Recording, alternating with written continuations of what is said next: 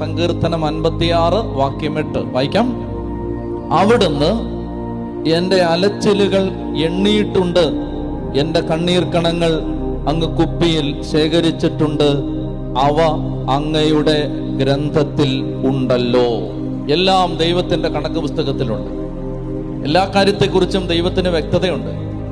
നിങ്ങൾ വിചാരിക്കുന്നു നിങ്ങളുടെ കണ്ണുനീര് ആരും അറിഞ്ഞിട്ടില്ല. നിങ്ങൾ കരുതുന്നു നിങ്ങൾ വേദനിച്ചതും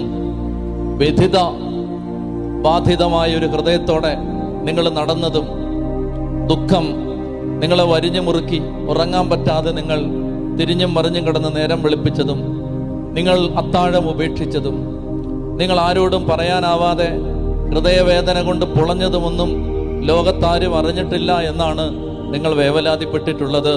പ്രിയപ്പെട്ട മക്കളെ, എല്ലാം ദൈവത്തിനറിയാം.